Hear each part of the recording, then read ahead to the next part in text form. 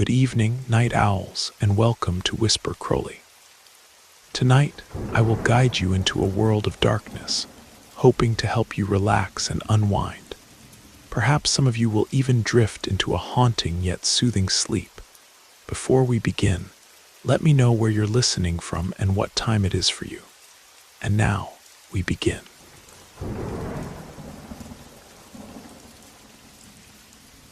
I had landed a promising interview with a tech startup in Phoenix, Arizona. And since it was a 12-hour drive from my home in Denver, I decided to make it a mini working vacation. Instead of booking an expensive hotel, I found this incredible Airbnb listing about 45 minutes outside the city. A modern cabin nestled in the Sonoran Desert with floor-to-ceiling windows, overlooking endless saguaro cacti and red rock formations. The photos were stunning, and at $60 a night, it was less than half the price of any decent hotel. The property sat at the end of a winding dirt road, completely isolated except for the occasional roadrunner darting between the desert brush. Perfect for someone like me who needed quiet to focus on work. I brought my laptop and a stack of client files, planning to put in full days remotely while I was there. The isolation was exactly what I was looking for. No distractions, just me, my work, and that incredible desert sunset. I arrived on a Sunday evening and planned to stay through Wednesday. My interview was scheduled for Tuesday morning, giving me Monday to prepare and review everything one final time. The cabin was even more impressive in person, with its sleek minimalist design contrasting beautifully against the rugged desert landscape.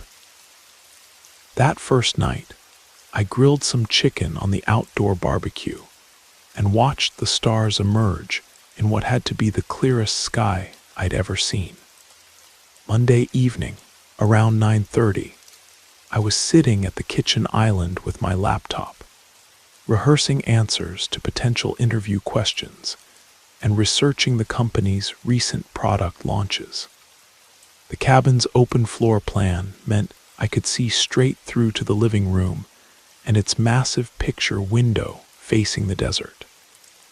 I was completely absorbed in my preparation when I heard it, a soft tapping sound against the glass. Not exactly a knock, more like someone gently drumming their fingertips against the window. My head snapped up immediately, and I stared at that big window, but saw nothing except the black void of the desert night. The motion sensor lights outside hadn't triggered, which they should have if anyone was walking around the property. I sat there for a moment, heart rate slightly elevated, then convinced myself it was probably just a branch or maybe one of those large desert beetles hitting the glass. The interview went incredibly well the next day. I felt confident about my responses and really connected with the team. Afterward, I spent the afternoon exploring Phoenix, checking out some local restaurants, and even visiting the Desert Botanical Garden to kill time before heading back. I was feeling great about the trip and looking forward to one more relaxing evening in the desert. That night, I decided to take advantage of the cabin's outdoor seating area. There was this amazing sectional sofa on the back patio, perfect for stargazing. I grabbed a beer and my tablet, planning to catch up on some Netflix while enjoying the cool desert air. The temperature had dropped to a perfect 72 degrees, and there wasn't a cloud in the sky. I'd been out there for maybe an hour, half watching some documentary, when I heard it again. That same deliberate tapping, but this time on the sliding glass door behind me. Every muscle in my body tensed. I spun around and peered through the glass into the darkened cabin, but I couldn't see anything unusual. The tapping stopped immediately. I went inside and flicked on every light I could find, then walked through the entire cabin checking closets, behind furniture, even under the beds. Nothing. But when I stepped back outside to the patio, I noticed something that made my stomach drop. There were footprints in the sandy area near the sliding door, definitely human, and definitely not mine. They were larger than my size 9s, and had a distinctive tread pattern I didn't recognize. That's when I heard the sound that still gives me chills thinking about it. A slow, rhythmic clicking noise, like someone snapping their fingers, but with their tongue against the roof of their mouth. It was coming from somewhere out in the desert, beyond the reach of the patio lights, hidden in that vast darkness between the saguaro cacti. The sound of being watched, of being studied, crept over me like ice water. It felt like there were eyes on me from every shadow, from behind every cactus and desert shrub. I called out into the darkness, my voice surprisingly steady. "This is private property. I'm calling the police if you don't leave right now." For a moment there was silence. Then I saw movement, a tall figure in dark clothing, maybe 50 yards out, partially concealed behind a massive saguaro. The person was just standing there, motionless, facing the cabin, facing me. I took a few steps toward the edge of the patio, and the figure immediately began moving away, not running exactly, but walking with purpose deeper into the desert. I watched until they disappeared completely into the darkness. Then I double-checked all the locks and drew every curtain in the place. The next night, my final night there, I was in the bedroom with my laptop, catching up on emails and watching another episode of that documentary series. I'd been extra cautious all day, checking the property multiple times, making sure all the windows and doors were secure. I felt somewhat better as the evening wore on without incident. Around 11:15, I closed the laptop and switched off the bedside lamp, ready to get some sleep before my early morning departure. I'd barely closed my eyes when I heard it again, that same tongue-clicking sound. But this time, it wasn't coming from outside. It was coming from inside the cabin, from the direction of the walk-in closet. The closet door was slightly ajar, exactly as I'd left it, but that sound was definitely coming from the dark space behind it. My entire body went into fight or flight mode. Without even grabbing shoes or a jacket, I bolted from the bedroom, through the living room, and straight out the front door to my rental car. I sat in that car with the engine running and the doors locked, hands shaking as I dialed 911. While I waited for the police to arrive, I kept my eyes fixed on the cabin, half expecting to see someone emerge from the shadows. When the officers finally showed up, we did a thorough search of the property together. The cabin was small enough that there weren't many places to hide, but we checked everywhere: closets, under beds, behind furniture, even the outdoor storage shed. We found nothing, but there were no signs of forced entry either. Whoever had been inside would have needed a key. I packed my things immediately and drove to a hotel near the airport, spending my last night there instead. The next morning, I contacted both Airbnb and the property owner, but I only managed to get a partial refund for my stay. To this day, I believe the owner had to be involved somehow. Who else would have had access to the property? The lack of any break-in evidence suggests someone with legitimate access was playing some kind of sick game. But there's always that other possibility, that someone had been watching the property, waiting for the right moment, and somehow found a way inside that we never discovered. Either way, it was an experience I'll never forget, and one that's made me a lot more careful about staying in isolated rental properties.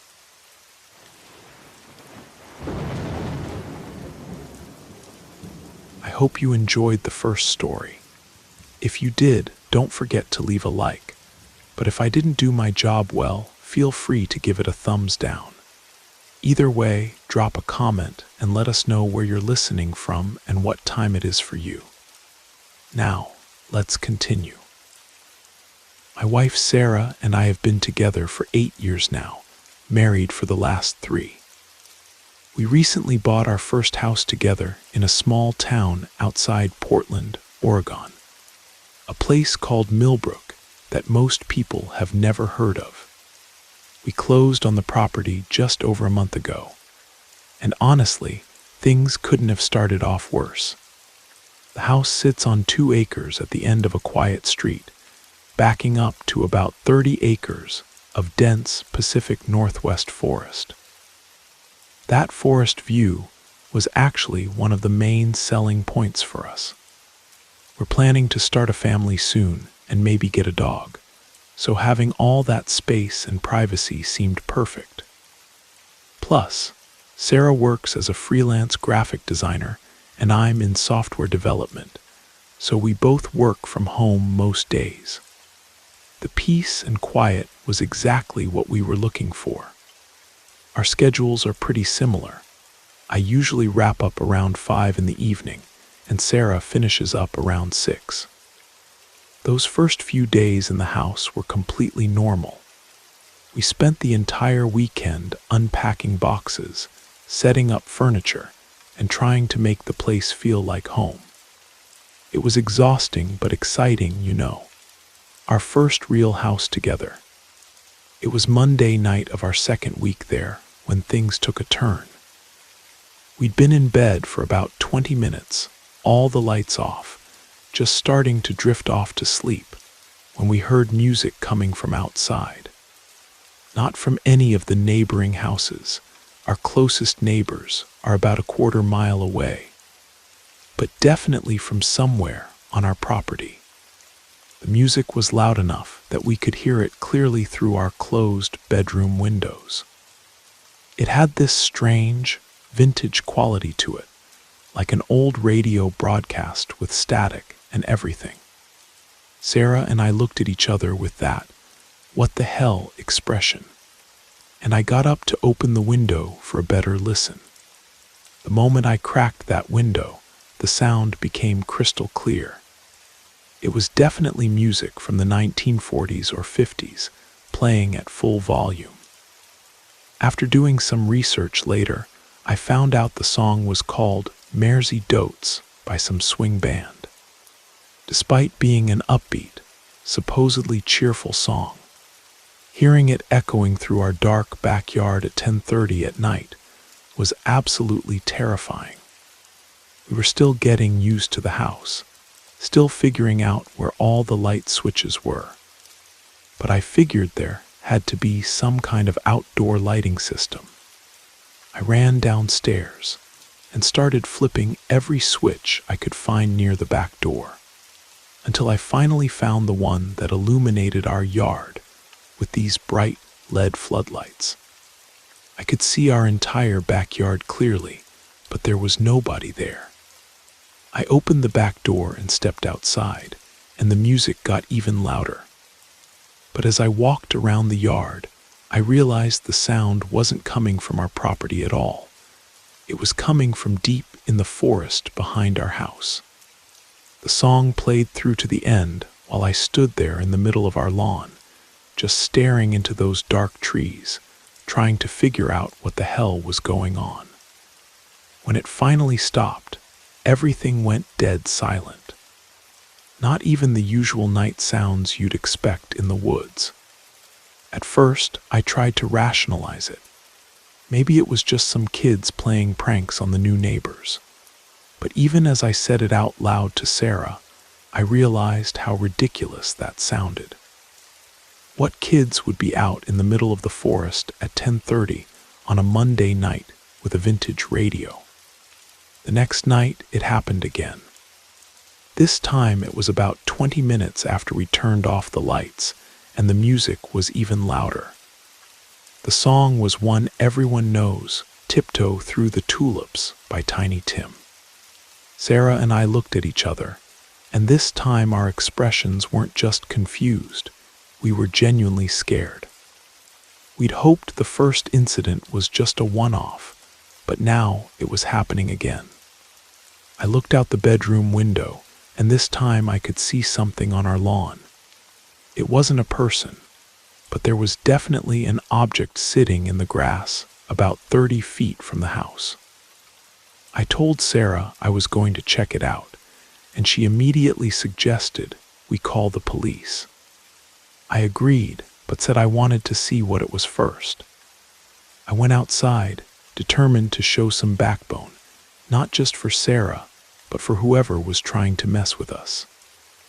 When I got closer to the object, I could see it was smaller than I'd initially thought, an old-fashioned radio, the kind with the big dial and fabric speaker covering. That creepy music was coming from this antique radio, just sitting in the middle of our yard. I walked over and switched it off, then held it up toward the bedroom window so Sarah could see it. I called out that someone had left an old radio on our lawn, probably trying to scare us. But what happened next was completely unexpected. Sarah started screaming my name from the window, yelling for me to run back to the house. She was shouting, "Run, run," over and over. Confused, I called back asking why, and she screamed, "There are people behind you." My heart stopped. I spun around toward the tree line and saw them, 3 figures standing about 20 feet apart from each other, all facing directly toward me. They weren't running or moving at all, just standing there in the shadows at the edge of the forest, watching me. I shouted something, I can't even remember what, and ran back to the house as fast as I could, slamming the door behind me. Sarah was already upstairs, crying and shaking. I told her I was calling the police, and that's exactly what I did. Fortunately, they arrived pretty quickly. The whole time we were waiting, we kept expecting to hear knocking on our doors or windows, but nothing happened. When the 2 officers showed up, Sarah and I explained everything as quickly as we could, still full of adrenaline and fear. I showed them the radio, which was still sitting on the ground where I dropped it, and asked if they could take it as evidence to check for fingerprints. I explained that I'd only touched the top part, holding it by the handle. They agreed to take it with them. The officers also spent several minutes shining their flashlights along the tree line, probably hoping to scare off whoever might still be lurking out there. It was temporarily reassuring, but as soon as they left, that feeling of vulnerability came rushing back. Honestly, we were both terrified all over again. Fortunately, those people never came back. This all happened just a few weeks ago, and I'm hoping it stays that way. If they show up again, I'm definitely going to try to get everything on video. The whole experience has made us question whether we made the right choice with this house. That forest we thought would be so peaceful and private now feels like it could be hiding anything. But we've invested everything in this place, and we're not ready to give up on our dream just yet.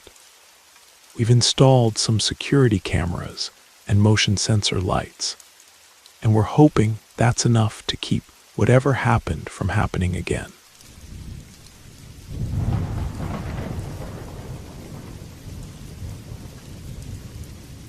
I've worked as a registered nurse for over 10 years now, in hospitals and clinics all across the Pacific Northwest. Before landing my current position, I worked at a memory care facility about 40 minutes from my apartment in Tacoma, Washington. The facility specialized in Alzheimer's and dementia patients, and I'd had plenty of experience with elderly patients throughout my career. So the work itself wasn't unfamiliar to me. However, I only lasted 3 weeks at that particular facility, and you're about to understand why.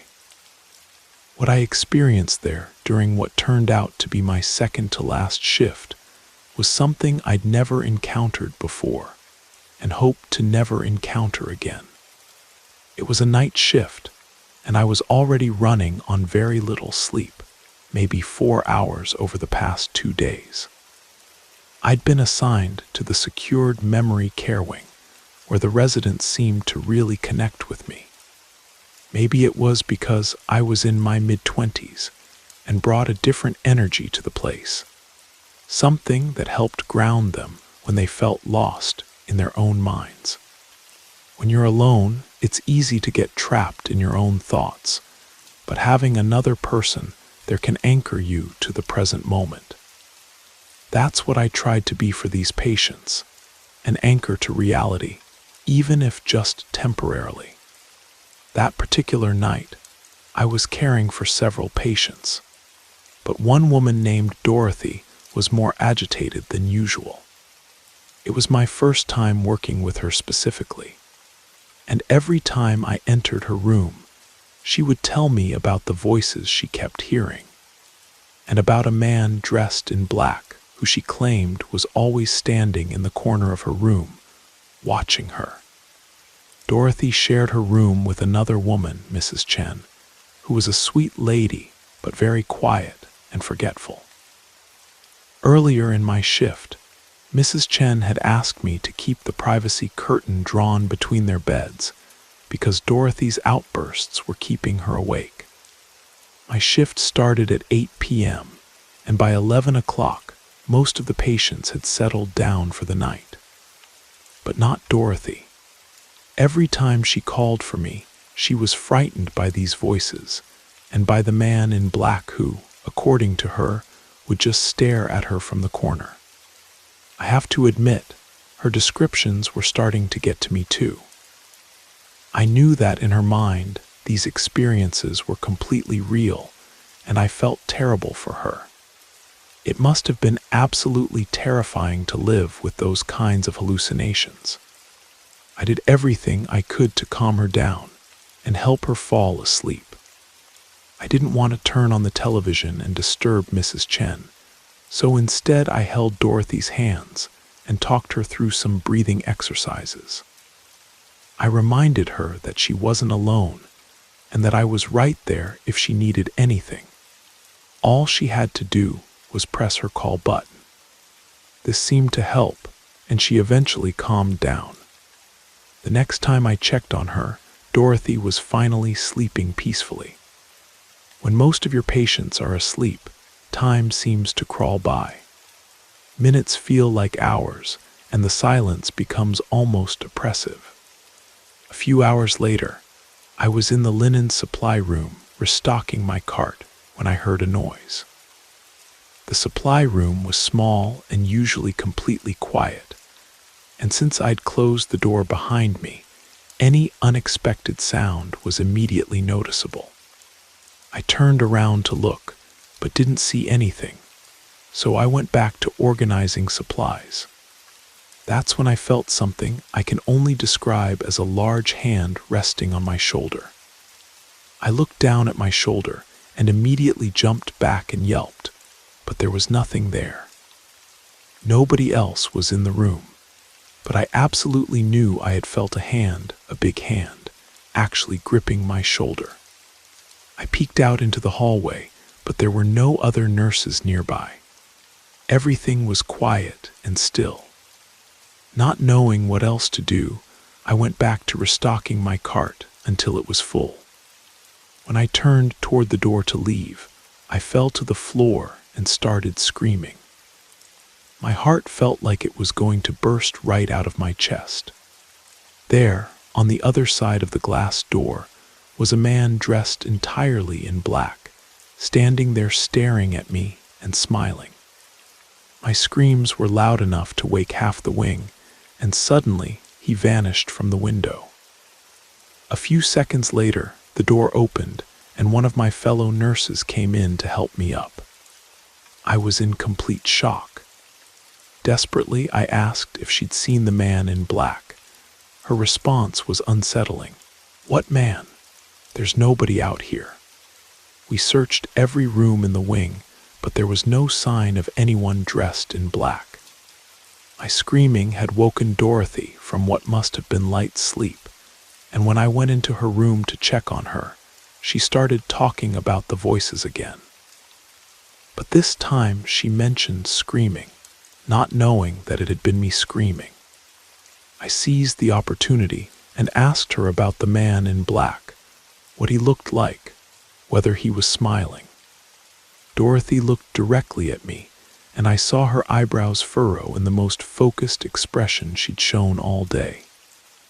Then she asked, "How did you know about that?" Even with my heart still racing, I felt it skip a beat when I heard those words. Then Dorothy started screaming, "Get me out of here! He's coming!" The other nurses rushed in to try to calm her down. That night I was reassigned to a different wing with a colleague, and I ended up going home early because I was so shaken. The next day, I sent a message to the nursing supervisor explaining that the following shift would be my last. I told her that the experience had traumatized me, and that I really couldn't bring myself to return to that building. Her response was understanding, which I appreciated. I've never been diagnosed with any psychological conditions, and I've never had problems with hallucinations. I know that sleep deprivation can cause strange sensations, but what happened that night was different from anything I'd ever experienced. I don't know if my mind started playing tricks on me because of what Dorothy had been saying all night, but the sensation of that hand on my shoulder, the vision of the smiling man on the other side of the glass door, combined with Dorothy's description that she'd been repeating for hours, it all seemed like more than mere coincidence. It was one of those unexplainable supernatural experiences that happens once in a lifetime. At least, I hope it was only once.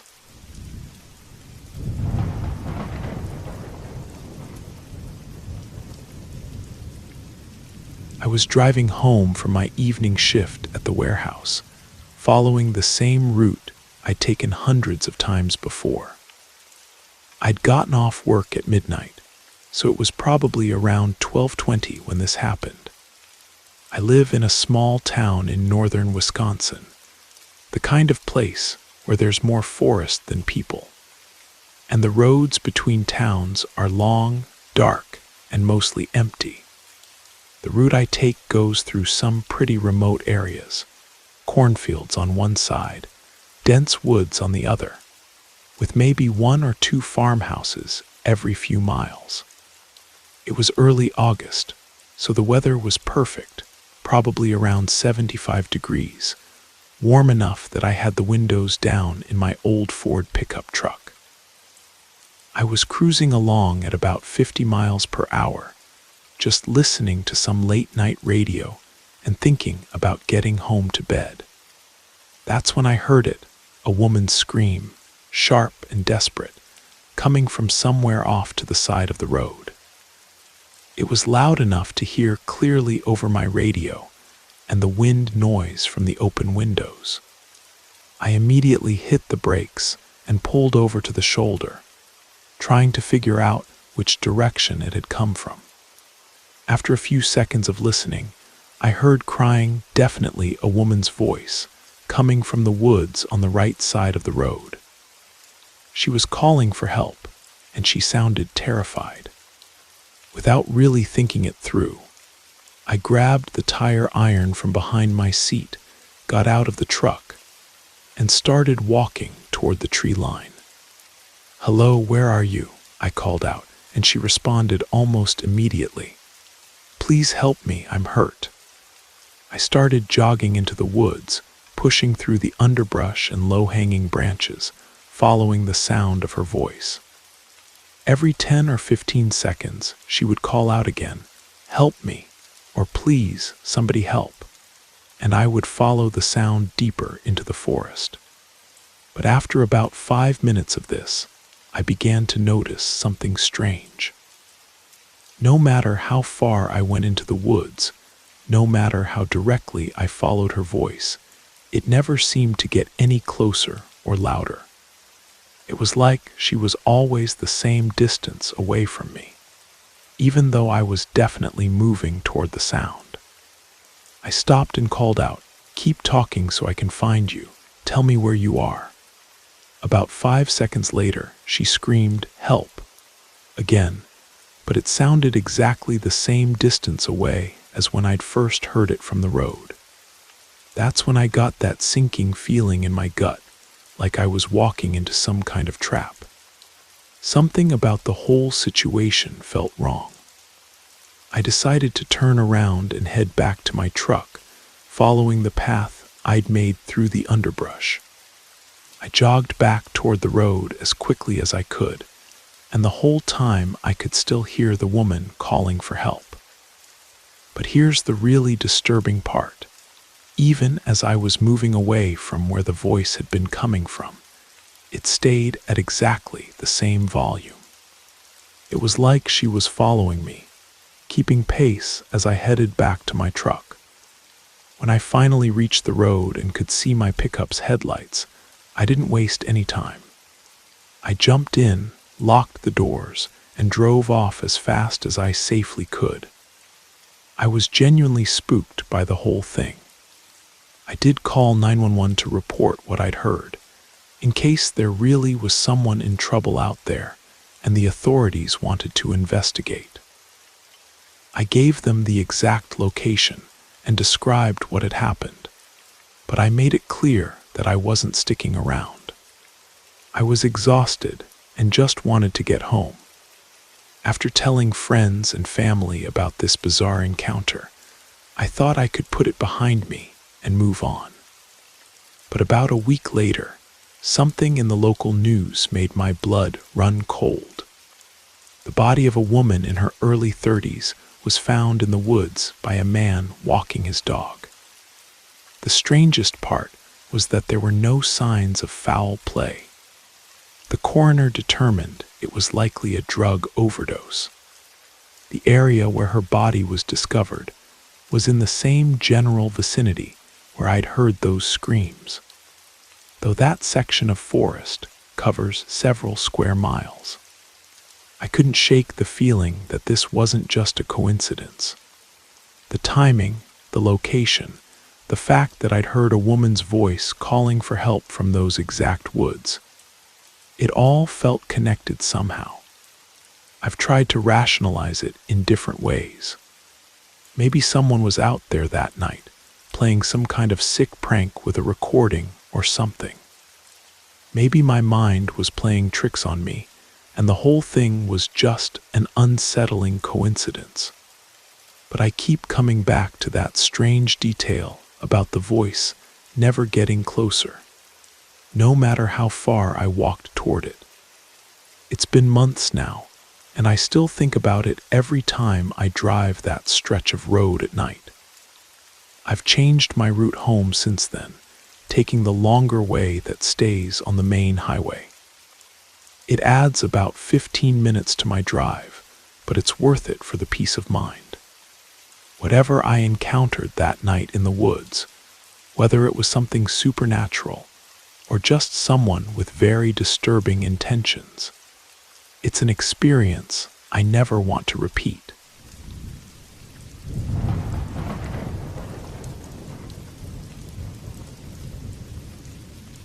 Before Emma and I started officially dating, we were already spending most of our free time together.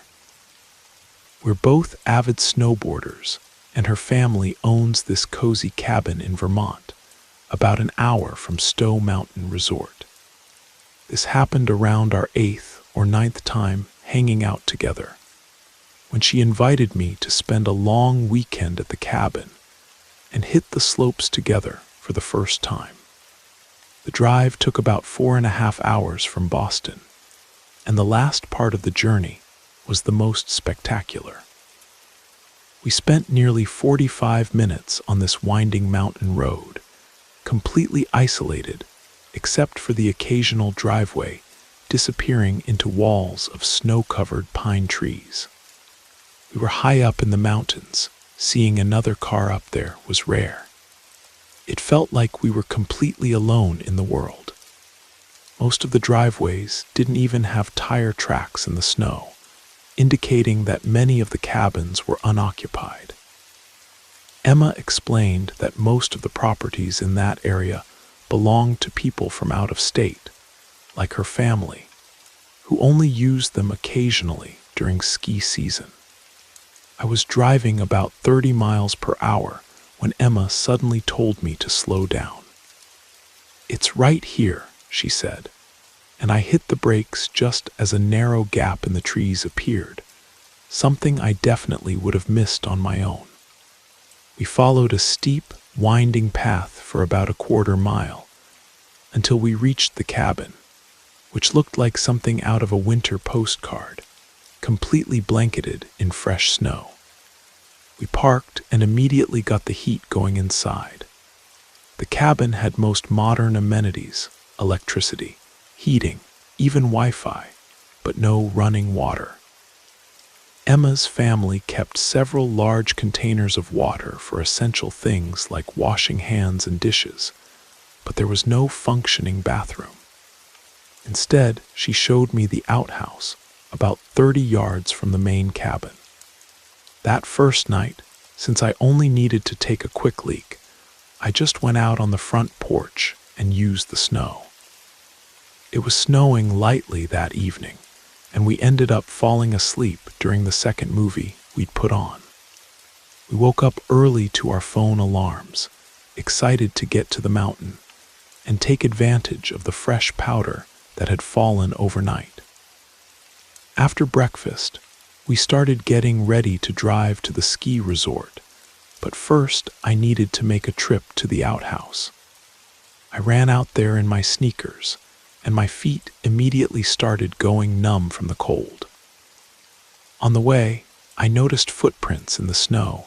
They were fairly large, but I couldn't tell if they were from boots or maybe some kind of animal. I decided to follow the trail out of curiosity, and saw that it went around the entire cabin and then headed off toward the forest. I called Emma over to take a look, and she came outside to examine the tracks. "Probably just a black bear," she said. "They're pretty common around here, especially this time of year." That made sense to me, so after I used the outhouse, we headed off to the mountain for what turned out to be an amazing day of snowboarding. We spent about 7 hours on the slopes, then stopped at a local restaurant for dinner before heading back to the cabin. By the time we got back, it was completely dark and starting to snow again. We built a fire in the fireplace, cranked up the heater, and put on some music. After a couple of hours of drinking wine and just enjoying each other's company, I felt nature calling again. Since I had to put on my boots anyway, I decided to make the trek out to the outhouse, rather than just using the porch like the night before. I ran across the yard and into the small wooden structure, pulling the door shut firmly behind me to keep out the wind and blowing snow. I could still hear our music playing from inside the cabin, but over that sound, I heard footsteps crunching through the snow, passing very close to the outhouse. "Emma," I called out, but got no response. I heard the footsteps moving away from the building. I had my phone with me, so I sent her a text, "Are you outside?" But the message wouldn't send immediately. Cell service was terrible at that elevation. A few minutes passed, and I was just finishing up when suddenly the music stopped completely. Everything went dead silent except for the soft sound of snowflakes falling outside. When I opened the outhouse door, I realized the cabin was in complete darkness. All the lights were out. I figured we'd lost power, not uncommon during snowstorms in the mountains. I used my phone's flashlight and noticed a fresh set of footprints in the snow leading from the outhouse to the cabin. I followed them to the front door, but they seemed to stop there and then continue around the side of the building. I knocked on the door and called for Emma. Suddenly, the door flew open and an arm pulled me inside. It was Emma, and she quickly shut the door behind me and locked it. In a whisper, she told me that someone had tried to open the front door while I was outside. She'd locked it as soon as I left because she was nervous about being alone. And when she realized the person at the door wasn't me, she'd cut the power and hidden in the corner of the living room. She'd watched in horror as a stranger walked slowly past the front window, peering inside. Emma then told me about her father's hidden gun safe built into the floor, where he kept several rifles and a shotgun. In the darkness, I found the handle and lifted the heavy wooden panel, using my phone's light to navigate down the small ladder and grab one of the weapons from the wall. We decided to wait on the couch in silence and darkness, afraid to turn on any lights that might make us visible to whoever was outside. There were no neighbors close enough to help, and Emma mentioned that none of the nearby cabin owners were likely to be in Vermont at that time of year. Once again, the only sound was snow falling softly outside, until we heard those unsettling footsteps in the snow again, somewhere outside the cabin. I took the loaded rifle, went to the front door, opened it, and fired 3 shots into the air, shouting as loudly as I could. The footsteps stopped immediately. I assume whoever it was got scared off, because the sound of the gunshots echoing through the mountains probably covered any noise they might have made while fleeing. The next morning, we left the cabin on her father's advice. He said it was better not to stay there for the time being. There wasn't anything valuable they were worried about losing, so we packed up and drove back to Boston that day. At least we got that one great day of snowboarding out of it. But that terrifying night is definitely an experience neither of us will ever forget. We still talk about going back to Vermont to ski, but probably not to that particular cabin, and definitely not without some serious security upgrades first.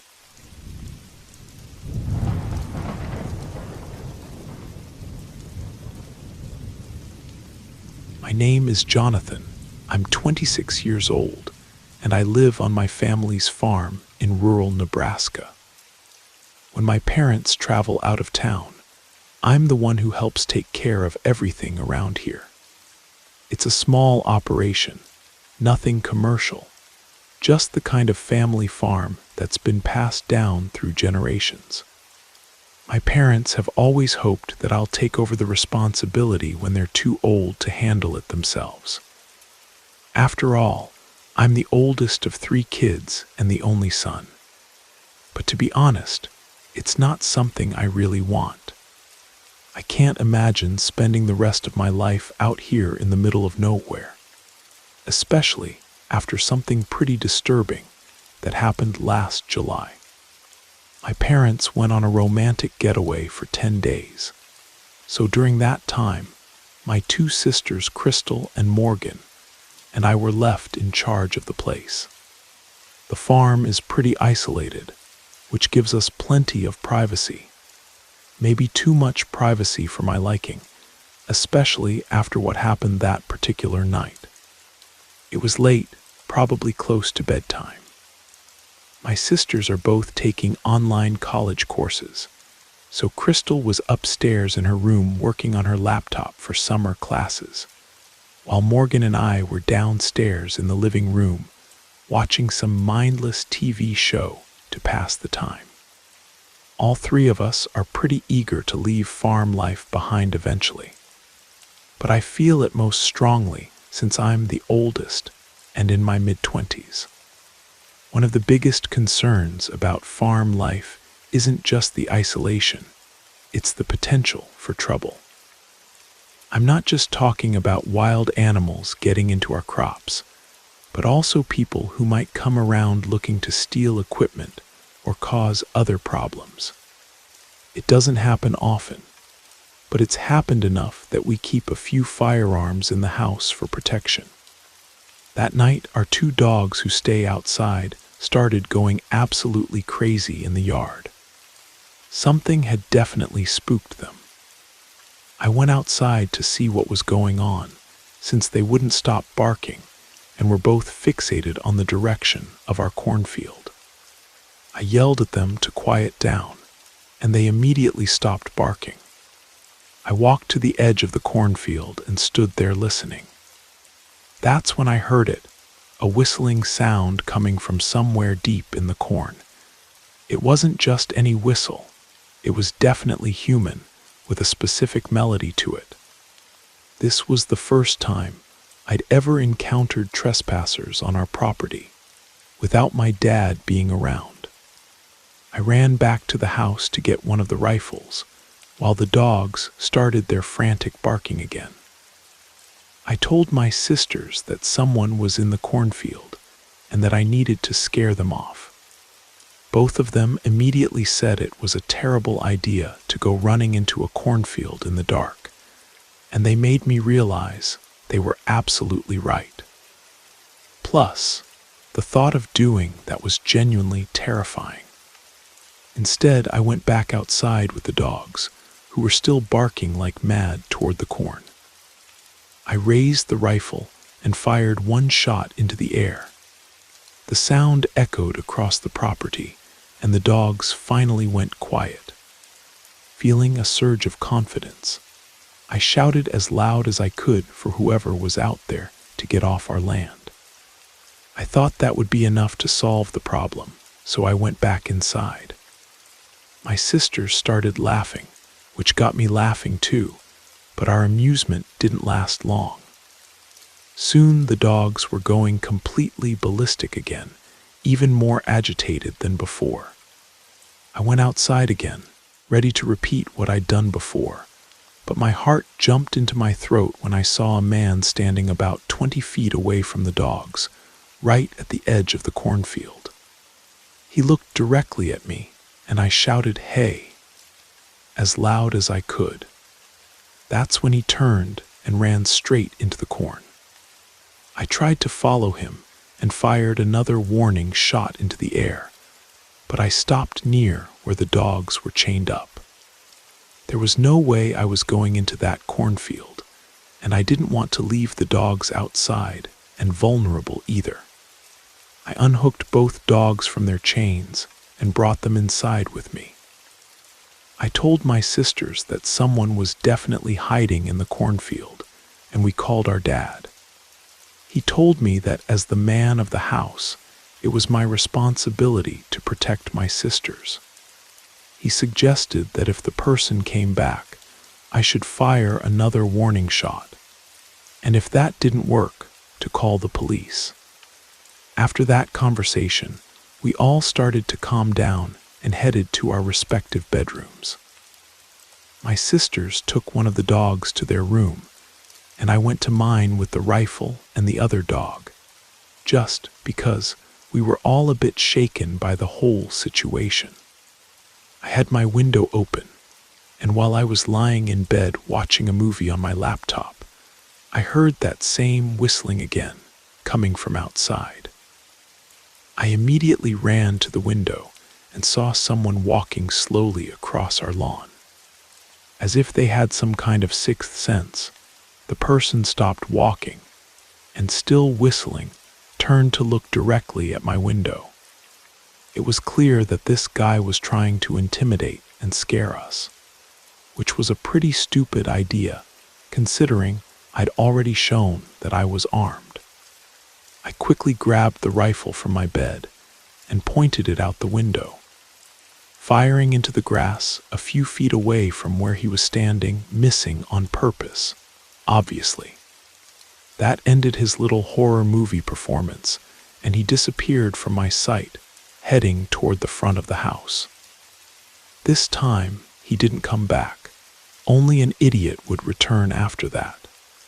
Of course, I told my sisters why I had fired the gun, and I assured them that he wouldn't be back. We never found out who it was or why they were doing it.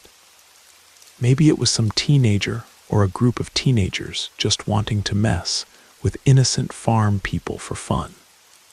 Or it could have been someone with much more dangerous intentions. Either way, it was an experience that definitely reinforced my desire to eventually leave this isolated farm life behind. There's something unsettling about knowing that someone can just appear on your property in the middle of the night, and the nearest neighbors are too far away to help if things really went wrong.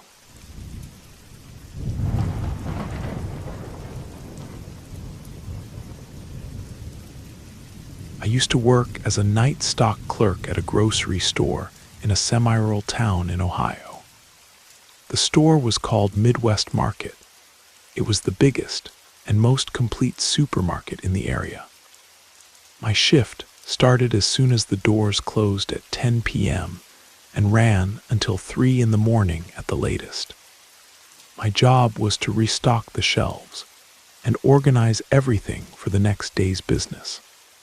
Obviously, I had keys to access the building after hours.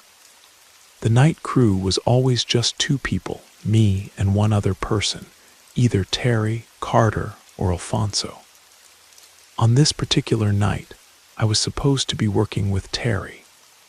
I arrived at the store and entered through the back entrance, where all the unprocessed inventory was stored. I started working right away, using the pallet jack to bring an entire pallet of boxes to the sales floor. I decided to begin with the bread and snack aisle, moving the older products to the front and putting the newer stock in the back. Halfway through the task, I realized I hadn't seen Terry yet. I went to the back of the store where we kept our personal belongings and where the stockroom was located. He wasn't there yet, so I left the back door slightly open, propped with something to make it easier for him to get in when he arrived. I went back to work for another 30 minutes or so, and still no sign of Terry. I walked back to the stockroom area, and he still wasn't there, but I noticed that the back door was now completely closed. I figured this meant Terry had arrived and was somewhere in the building. When I went to open the door, I saw that the prop I'd left there was now on the outside of the door, which I found pretty strange. He would have had to kick the prop out instead of bringing it inside with him. I called Terry's name, and my voice echoed through the empty store with no response.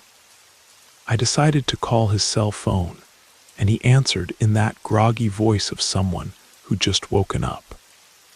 I asked if he was at work, and he told me he wasn't coming in that night because he was sick. A chill ran down my spine. I told him that someone had kicked the door prop outside, and he suggested that maybe it had just fallen off on its own. No other employee was scheduled to work that night. I wished Terry well and hung up, but I still wasn't convinced that the prop had just fallen off by itself, because I'd wedged it under the door pretty securely. I did a quick check of the back area just to make sure nobody was lurking around. When I didn't find anyone, I returned to work, though with a persistent feeling of unease. While I was continuing to stock the bread section, I heard a loud noise echoing from the other side of the sales floor. Okay, now someone was definitely in there. I stood up and walked to the main aisle, the one that runs through all the other aisles, and stopped for a moment, looking straight down to the far end of the store. In the dairy aisle at the opposite end, I saw a man dressed in black walk quickly past, looking directly at me. My heart nearly stopped. It was just like that scene from the movie Signs when the alien walks past the birthday party. I tried to think logically, figuring maybe it was someone covering Terry's shift, and our manager had just forgotten to tell me. I started walking quickly down the main aisle and called out, "Excuse me," as loudly as I could. As I passed each aisle, I looked to the left, trying to see if he'd gone toward the front of the store. In one of those aisles, there he was, standing at the far end facing me, like he was waiting for me. When he saw me looking, he quickly moved out of my line of sight in the same direction I'd originally come from. I called "Excuse me" again and started running down the aisle trying to catch up to him. I still hadn't gotten a good look at his face. When I reached the end of the aisle near the checkout registers, I looked in the direction he'd gone, and there he was again, standing at the end of the bread aisle with half his body hidden behind the shelving. He had his mouth hanging open and started waving at me without saying a word. The expression on his face was deeply unsettling. I tried to speak again, asking, "Who are you?" But he disappeared behind the shelving. I definitely wasn't being paid enough to deal with this. I went straight to my car and called my boss. When he answered, I explained that there was some crazy person wandering around the store. He told me to try to get the guy out if possible, or else call the police to have him removed. I wasn't about to risk trying to physically remove someone like that, so I called 911 instead. I waited in my car until a police cruiser arrived. When the officer showed up, I greeted him and asked him to follow me into the store. We started searching for the man and soon found him again, standing in one of the aisles in that same strange way, like he was playing some kind of game. The officer ordered him to leave, and to my surprise, the guy complied. He was handcuffed, and I can say he was the weirdest looking person I'd ever encountered. He maintained a constant smile, staring directly at me and licking his lips in a disturbing way. The dark circles under his eyes only made his appearance more unsettling.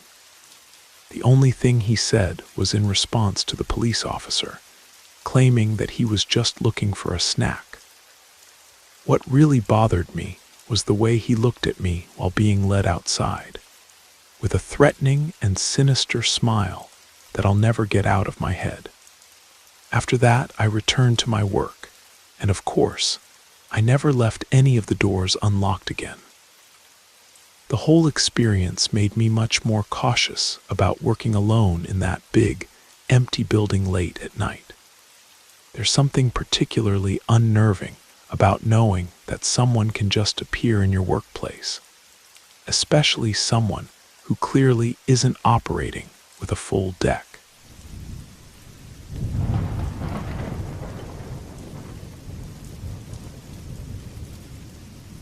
This happened a long time ago. I'm talking about 9 years ago now, when me and two friends, Alex and Victor, did something really stupid. But back then, doing stupid things was basically how we spent our free time.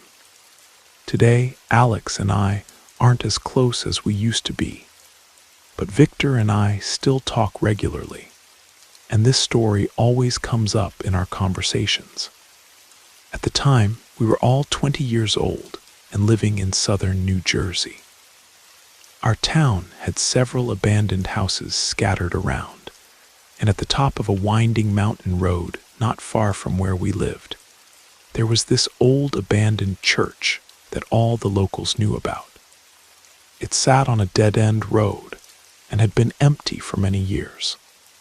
I'm not sure if the church is still standing or what condition it's in now, since I currently live in Florida. But back then, being the thrill seekers and troublemakers we were, The three of us had the brilliant idea to bring a Ouija board to the church in the middle of the night. It was late October, so I guess we decided to do this as some kind of tribute to Halloween season.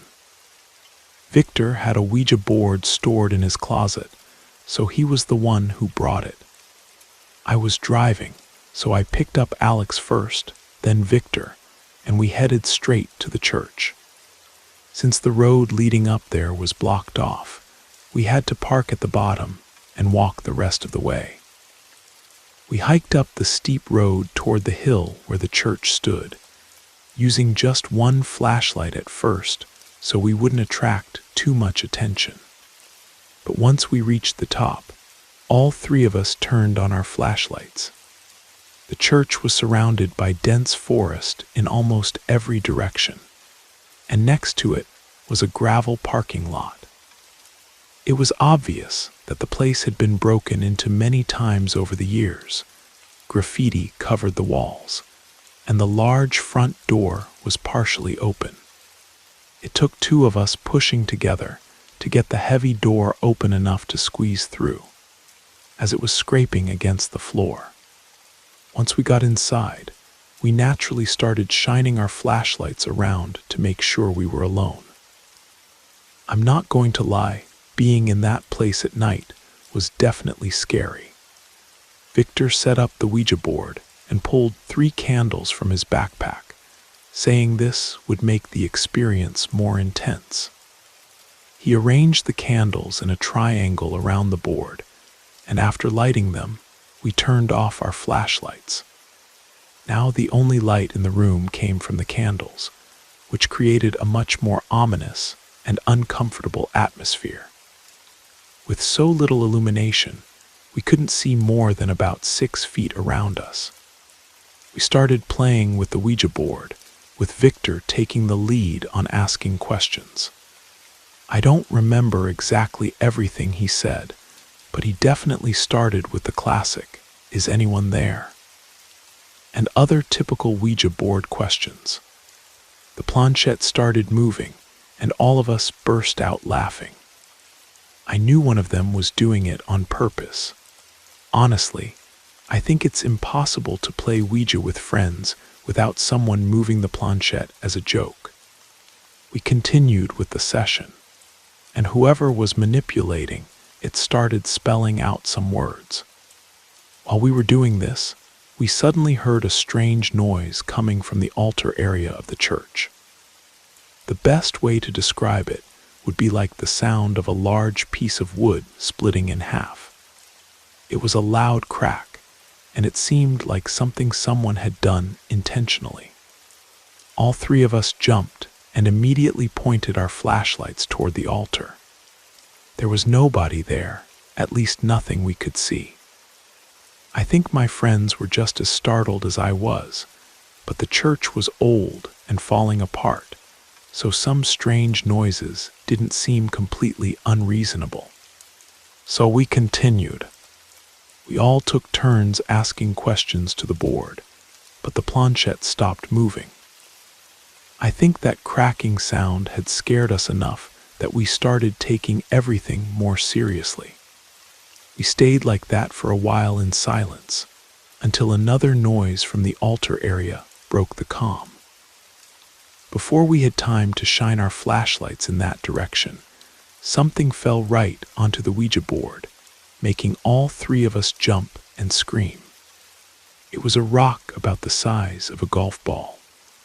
All three of us still had our hands on the planchette just seconds before, and there was no way any of us could have thrown that rock.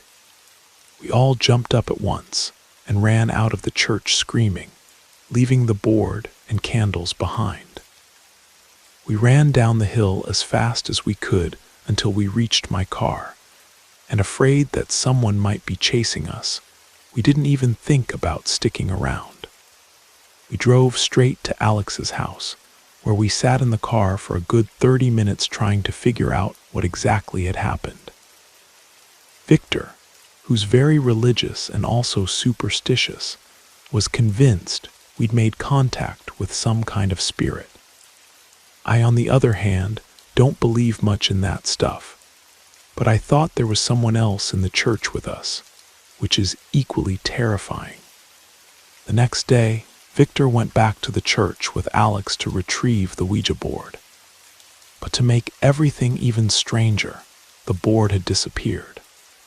The candles were still there in the same place we'd left them. But when they saw the board wasn't where we'd left it, they decided to get out of there immediately. To this day, this remains the most frightening experience of my life.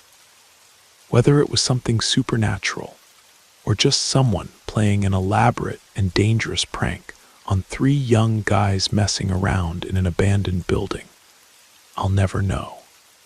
But the memory of that rock falling onto the board right in front of us, when we all knew none of us had thrown it, still gives me chills.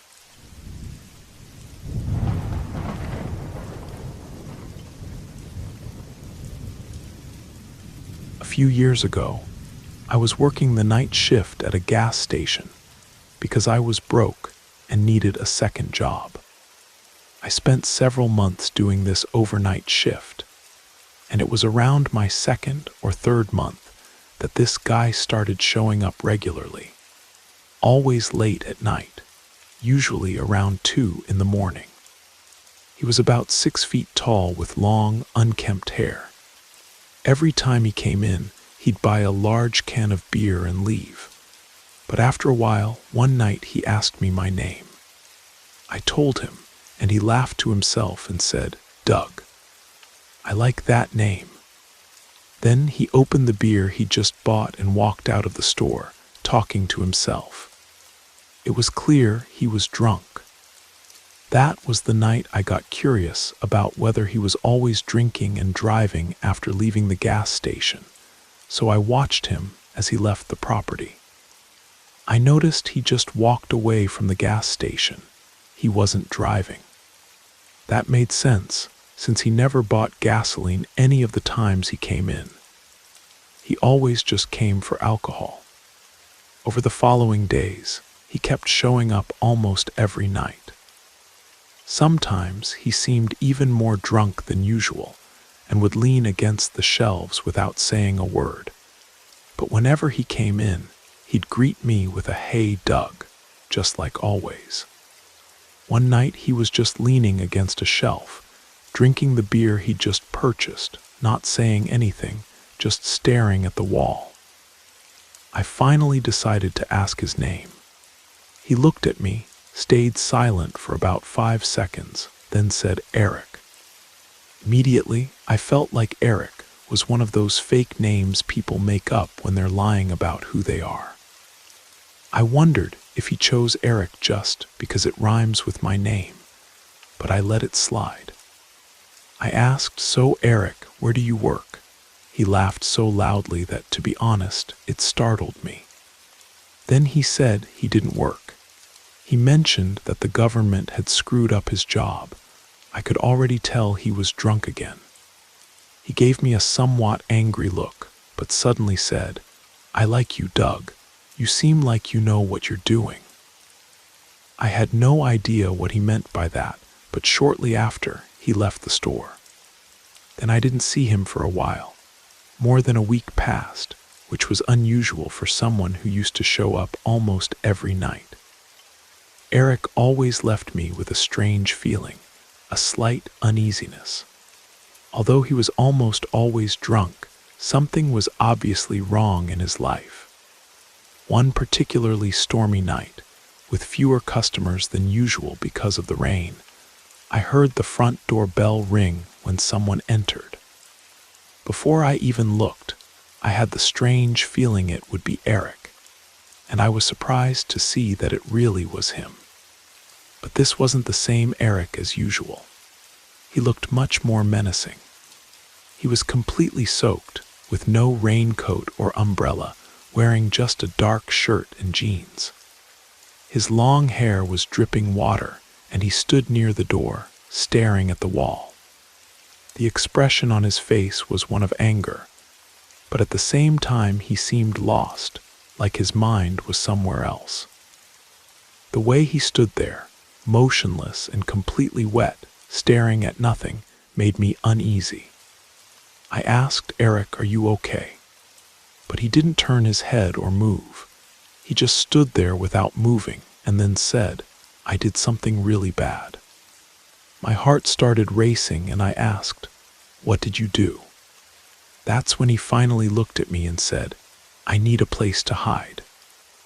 Without waiting for an answer, he walked past me toward the small hallway where the bathroom was located. He disappeared behind the wall, and soon I heard one of the doors open and close. I was really starting to feel uncomfortable with Eric. Whenever he showed up at the store, his presence made me nervous, but that night there was something extra creepy about him. He looked like a zombie, and that phrase, "I did something really bad," was especially disturbing. After a while, Eric still hadn't come out of the bathroom. I figured he was drunk again, maybe had passed out or was vomiting. Either way, I didn't want to get involved. The next thing I remember was the lights going out. The store went completely dark. Now I was in a gas station without power in the middle of a big storm, with an unstable and drunk guy nearby. I grabbed the flashlight from behind the counter and started walking toward the back of the store where the inventory and electrical panel were located. The back door was in the same small hallway as the bathrooms. When I passed the two bathroom doors, I noticed both were slightly open, and Eric wasn't in either of them. I kept walking toward the back door, planning to go straight to the electrical panel, but I suddenly stopped. I heard a faint dripping sound coming from somewhere in the room, and the subtle sound of wet shoes squeaking on the floor. My heart sank. In a weak and frightened voice, I called out, "Eric." I heard more squeaking, now right to my left. When I pointed the flashlight toward that corner, there was Eric, with his eyes completely wide open. In the blink of an eye, he lunged at me, screaming, "I'm going to kill you." I instinctively pushed him away while he scratched at my back. Without thinking twice, I ran back through the door to the front of the store. Fortunately, he didn't follow me. I grabbed my raincoat and ran straight to my car. I sat in the driver's seat with trembling hands while I dialed 911 and explained the situation to the operator.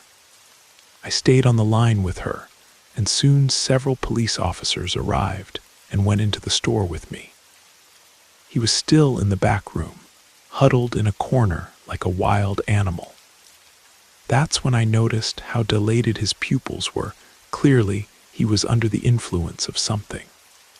After I explained to the police that he had attacked me, threatened to kill me, and said he had done something really bad, they took him to the station. About a month later, I found out that the so-called Eric was actually named Martin. He had brutally beaten his ex-wife to death, and this may very well have happened on the same night he showed up at the gas station. In short, after that, I never wanted to work the night shift anywhere again. The thought that I was alone in that store with someone who had just committed murder still gives me nightmares. It was a stark reminder of how vulnerable you can be working alone at night, and how you never really know what kind of person is walking through that door.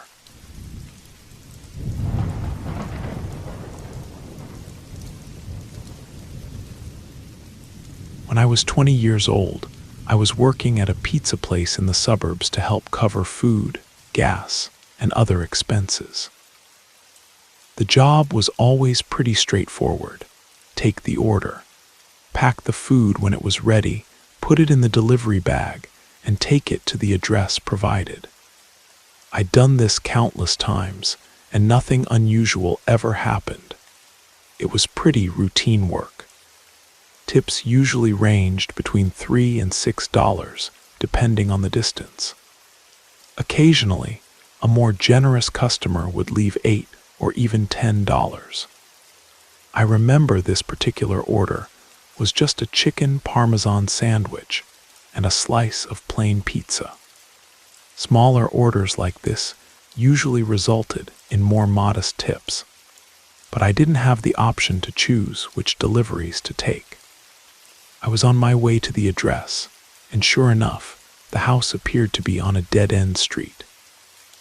This street had a more rural feel compared to the rest of the neighborhood. One of the houses had a trailer parked on the lawn with a small stretch of woods next to it. The other buildings looked like small farms, with plenty of space around them.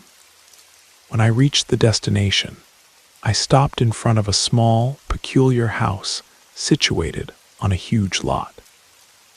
It was next to another house that appeared to be abandoned, with weeds and bushes completely overgrown.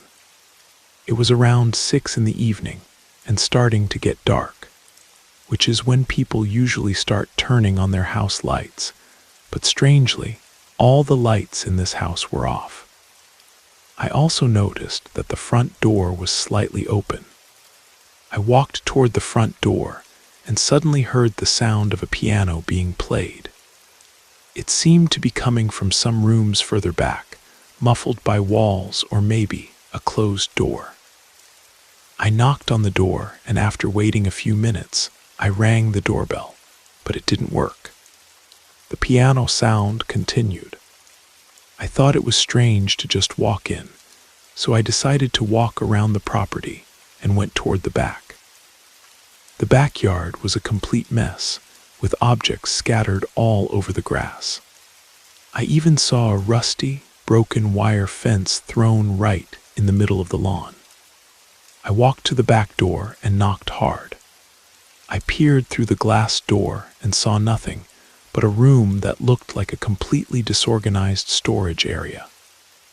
It was clear that the owners of the house weren't big fans of cleaning, to say the least.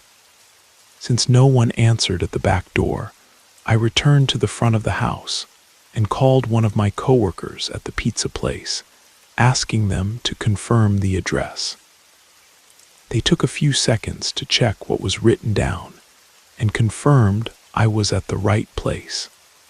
So I went back to the front door, pushed it open, and that scary piano sound was still echoing through the house. I shouted pizza delivery. As soon as I spoke, the piano stopped. Someone shouted over here, and then the piano started again. The music was simple but disturbing, repetitive, like it was on an infinite loop. No lights were on in the house, making it almost impossible to see inside. I walked in a straight line, approaching the sound of that strange music. The smell inside the house was unbearably musty and unpleasant. When I got to about halfway through what could be called an entrance hall, I started feeling extremely uncomfortable. Something was telling me not to go any further. I shouted, "I'm here by the front door, sir." This time the music stopped completely, and silence took over the place. Feeling uneasy, I stepped back toward the door, wanting to stay as close as possible to the exit. I waited to hear footsteps coming toward me, but nothing. The silence continued. "Sir," I asked, trying to break the tense atmosphere. Then a voice from another room answered, "Yes, sorry, I have trouble walking. Could you bring it here, please?" That sounded strange. I asked, "What room are you in, sir?" He took a moment before responding, "If you go through the living room, I'm in the dining room." There were no instructions over the phone saying I'd have to do something like this, which only made everything weirder. For a moment, I thought about what I should do. Part of me felt bad about just leaving if it really was some frail, elderly man living in the middle of this mess. I decided to cross the living room. There was an opening that probably led to the dining room, but being the cautious and suspicious type of person I am, I stayed alert. Instead of walking straight in, I peeked around the wall just enough for one eye to see what was in the room. I could see the piano, but no one was sitting at it. In fact, there was nobody in the entire room. With that, I quickly but quietly walked back to the front door, closed it behind me, and went straight to my car. When I got back to the pizza place, I explained to my boss that I had felt something very strange inside that house. He was totally understanding, especially since the supposed customer didn't even call back to ask why I had left. That already said a lot. I kept thinking about it, and it didn't make sense to try to set up a robbery inside your own house. Neither my boss nor my coworkers could understand it either. Later that same night, after work, I decided to look up the address online. That's when I discovered that the house had been foreclosed by the bank months before and had been unoccupied since then. When I told this to the people at the pizza place, everyone had the same expression of surprise that I had. The truth is, I was just a few steps away from probably being robbed or worse. Or maybe someone was just trying to play a very macabre prank on an unsuspecting pizza delivery driver. Either way, the experience taught me to trust my instincts. That feeling of unease I had in the hallway probably saved me from walking into a very dangerous situation.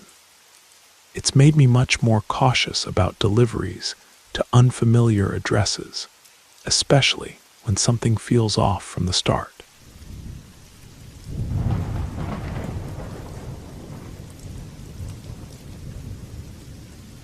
I live in a house with my sister. It's a 2-story house with a mother-in-law suite setup, which means we have 2 kitchens. My sister lives downstairs, and I live upstairs. She doesn't spend much time at home since she usually stays with her boyfriend, who lives about 40 minutes away.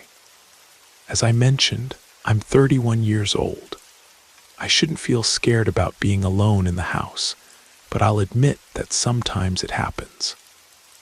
One particular night, I was alone in the living room watching a horror movie. The part of the house where I live has an open concept, so the living room, dining room, and kitchen form one large space. My couch sits right in the middle of this space, which means while I'm watching TV, my back is turned to a large open area behind me. For someone who gets spooked easily, this definitely isn't the most comfortable place to watch a horror movie alone.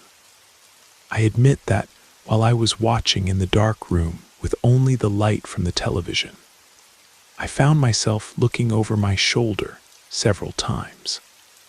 I like to think I'm not the only 31-year-old man who does this. Anyway, after the movie ended, I brushed my teeth, turned off all the lights in the house, and went to bed. My sleep lasted about 2 hours. I woke up around 1 in the morning without really understanding what had woken me up. That's when I heard a voice coming from downstairs. It sounded like my sister's voice. It sounded like she was inside the house, not like she was outside asking me to open the door. But I knew it was her voice. I couldn't understand what she was shouting, but still half asleep, I wasn't thinking very clearly. I could only think that she was trying to call me or maybe arguing with her boyfriend. I got out of bed and went to the hallway, which was completely dark. I turned on the hallway light and walked through the living room, hearing her voice again coming from downstairs. This time I could understand that she was saying my name. I went down the stairs in the dark, calling back, "What's wrong?" I tried to find the light switch in the downstairs foyer, but couldn't locate it. I'm not exaggerating when I say I was still very groggy. I kept walking around her area toward the kitchen and finally found a light switch that I turned on. The kitchen light illuminated her small apartment, including the living room.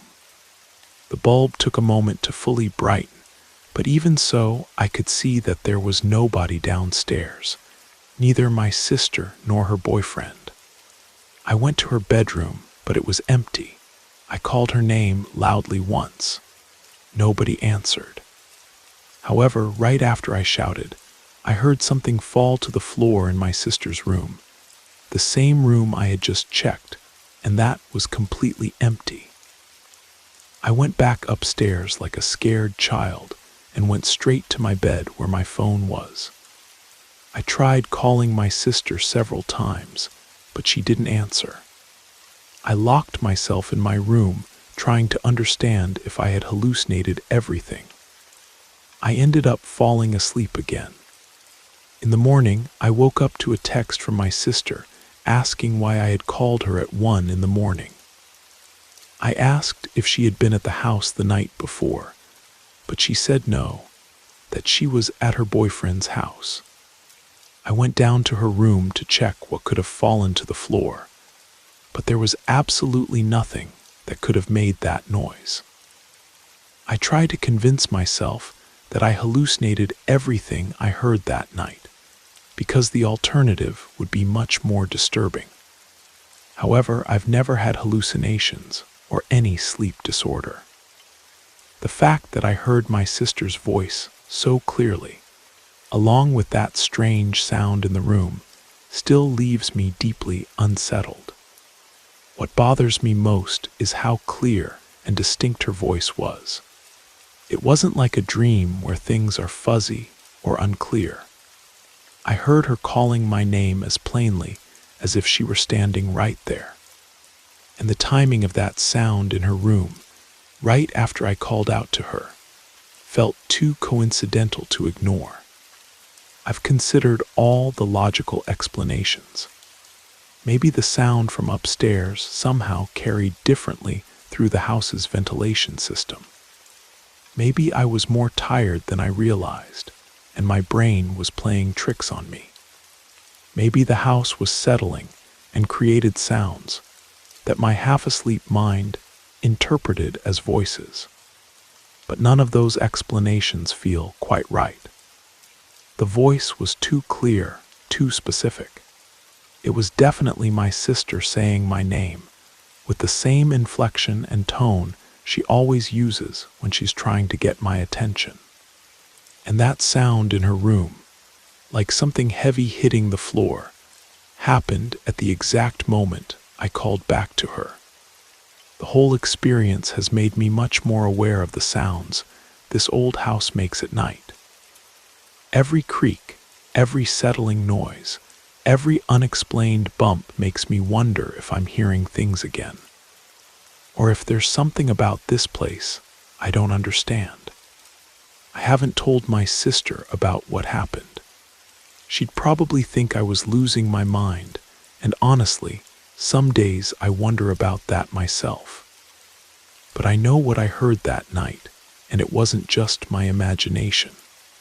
Since then, I've started keeping my bedroom door locked at night and sleeping with some background noise, usually a fan or soft music, to mask any sounds from other parts of the house.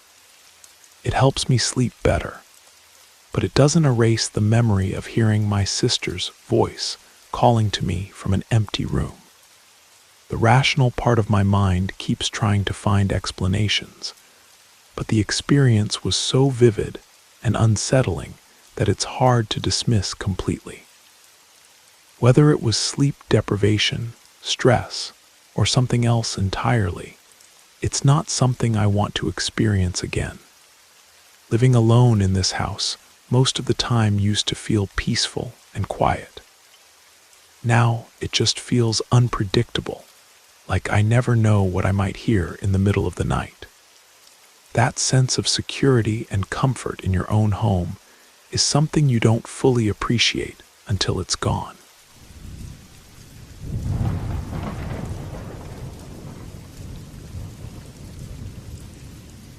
My grandfather Felix used to tell me this story, and even now, decades after his passing, I can still hear his voice echoing in my mind when I think about what happened to him in the summer of 1952. Grandpa Felix lived outside Savannah, Georgia, in the days when the old Spanish moss-draped roads were still more dirt than pavement, and the night held mysteries that modern folks have long forgotten. He was courting my grandmother then, a beautiful young woman named Rose, who lived on the other side of the county. Felix had always heard the old stories, tales passed down from the Gullah people, about supernatural dogs that roamed the low country after the witching hour.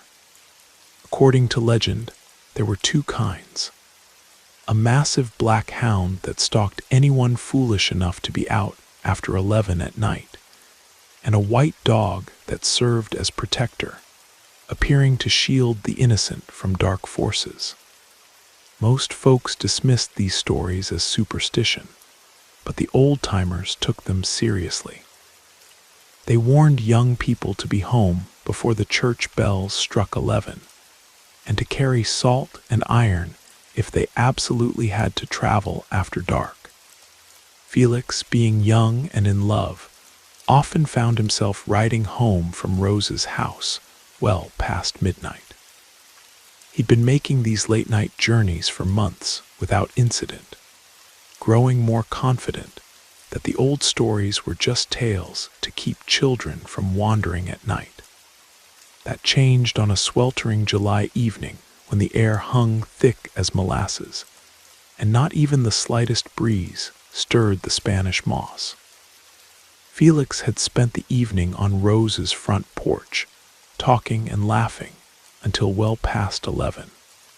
When he finally tore himself away, the moon had disappeared behind heavy clouds, leaving the dirt roads shrouded in absolute darkness. He was riding his mare, Bella, along the old river road when she suddenly stopped at a small creek crossing. The horse snorted and pawed the ground nervously, refusing to move forward despite Felix's gentle encouragement. "Easy, girl," he murmured, dismounting to let her drink from the clear water. "Just getting a drink, then we'll head home." As Bella lowered her head to drink, Felix felt the temperature drop by at least 10 degrees. The hair on his arms stood up, and an overwhelming sense of dread settled over him like a suffocating blanket. He instinctively reached for the pocket knife he always carried, though he couldn't say why. That's when he saw them, 2 points of red light glowing in the darkness ahead, positioned about 3 feet off the ground. As his eyes adjusted, the lights resolved into eyes, burning like hot coals in the skull of the largest dog he'd ever seen. The creature was jet black, so dark it seemed to absorb what little starlight filtered through the clouds. It stood nearly as tall as Bella at the shoulder, with a massive head and jaws that could easily crush a man's leg. Its eyes never blinked, never wavered from Felix's face. Felix felt his strength draining away, as if the creature were somehow feeding on his life force. His hands began to shake uncontrollably, and his knees nearly buckled. When he tried to speak, to call out or pray, no sound emerged from his throat. Bella sensed the danger and reared up, spinning away from the creek and the terrible black dog. As she turned, Felix caught sight of movement in his peripheral vision, another enormous canine, this one white as fresh snow, with eyes that glowed with soft silver light. The white dog positioned itself between Felix and the black hound, radiating an aura of protection and ancient wisdom. It was every bit as large as its dark counterpart, but where the black dog emanated malevolence, the white one seemed to pulse with divine purpose. Bella took off at a gallop, carrying Felix away from the confrontation, but he couldn't resist looking back. What he saw would haunt him for the rest of his life. The 2 supernatural dogs had engaged in battle, not the crude snapping and wrestling of ordinary animals, but something far more primal and cosmic. They moved with impossible speed and grace, their forms sometimes seeming to blur and shift in the darkness. The sound of their conflict wasn't barking or growling, but something that resonated in Felix's bones, a deep, harmonic thrumming that seemed to shake the very air. Bella ran for nearly 15 minutes before Felix could regain control of his own body enough to slow her down. His hands had stopped shaking, and he could move his legs again, but he felt completely drained, as if he'd been running for hours. When he finally reached home, Felix collapsed just inside the front door, his body racked with tremors and fever. His mother found him there at dawn, burning with temperature and delirious, muttering about dogs with glowing eyes and battles between light and darkness. He was bedridden for 3 days with what the doctor called exhaustion, though Felix knew the truth was far stranger. Every muscle in his body ached as if he'd been in physical combat himself, and the headaches were so intense he could barely open his eyes. From that night forward, Felix never traveled after 11 o'clock, and he always carried a Saint Benedict medal in his pocket. He also made sure to be married to Rose within the year, partly because he loved her, but also because he was unwilling to risk another encounter with the supernatural guardians of the Georgia Lowcountry. Years later, when Felix was an old man telling this story to his grandchildren, he would always end with the same warning. There are forces in this world older than human memory, and some of them still walk among us. The white dog saved my life that night, but I never want to test whether it would do so again. He lived to be 87 years old, and in all those years, he never again saw the glowing eyes of either supernatural hound. But sometimes, on particularly dark nights when the Spanish moss hung still and heavy in the humid air, he would stand on his front porch and listen carefully to the sounds of the night, making sure that all he heard were the natural calls of owls and crickets, because Felix knew that somewhere out there in the darkness, the eternal battle between light and shadow continued, fought by guardians whose duty transcended human understanding. And he was grateful that, on one terrifying night in 1952, the forces of protection had deemed him worthy of salvation.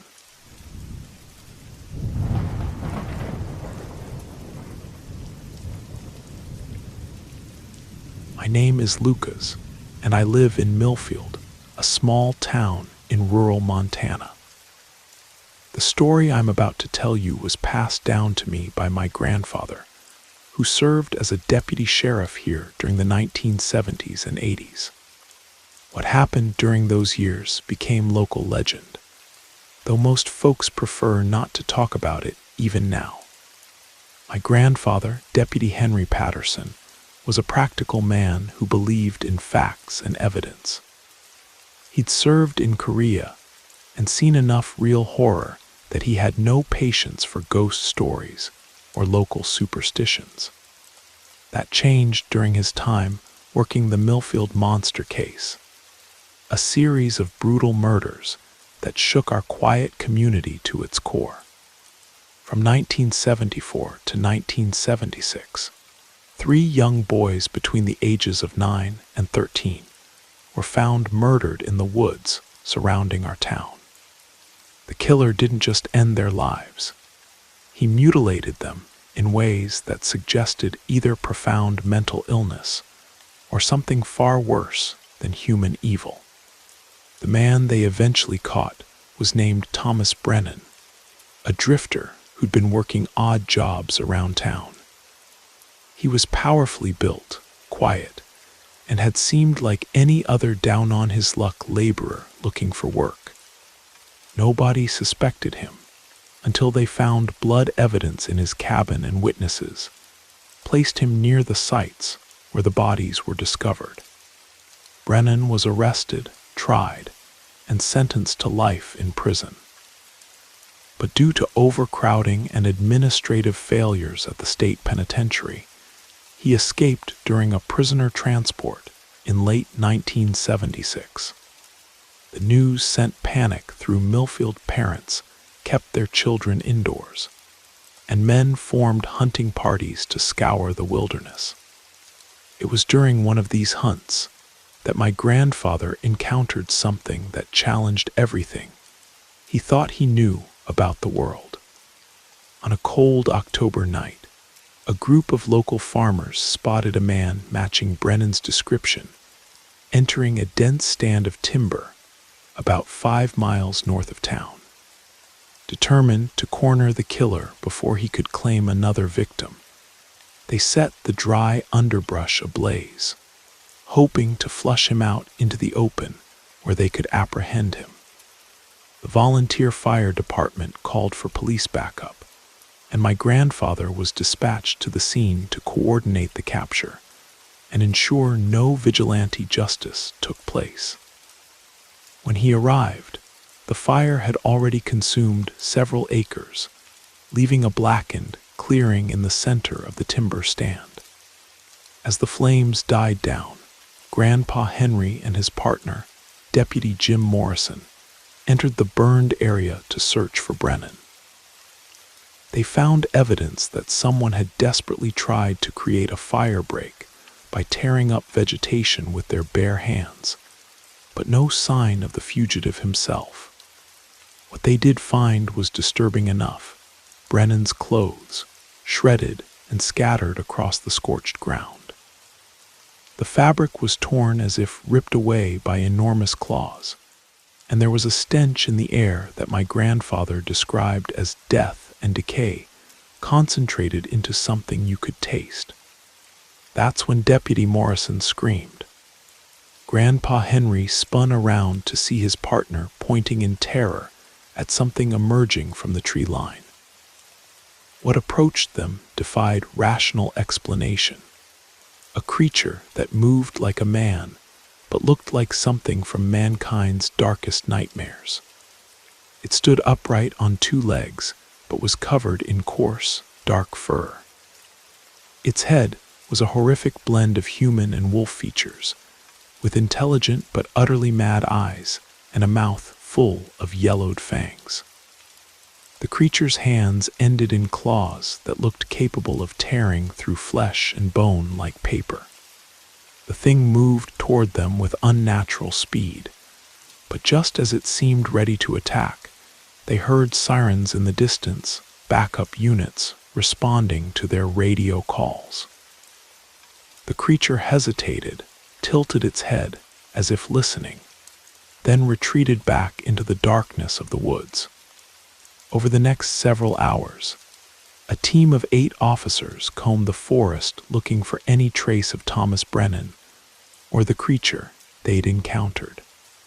They found nothing but disturbing signs: trees with deep claw marks, patches of ground torn up as if by enormous paws, and that persistent smell of death and corruption.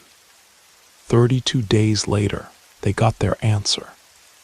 A trucker driving the interstate highway that connects Millfield to the county seat reported seeing a man matching Brennan's description hiding in a roadside rest area. When my grandfather and Deputy Morrison arrived to investigate, they found the fugitive crouched behind a dumpster, armed with a stolen .22 caliber rifle. The confrontation was brief but violent. Brennan opened fire as soon as he saw the patrol car, forcing both deputies to return fire. Morrison's shot struck Brennan in the shoulder, dropping him to the pavement. As they waited for the ambulance to arrive, my grandfather helped the paramedics cut away Brennan's shirt to treat the gunshot wound. What he saw underneath made his blood run cold. Thomas Brennan's torso bore 3 distinct bullet wounds in his abdomen, precisely where my grandfather had shot the creature in the woods over a month earlier.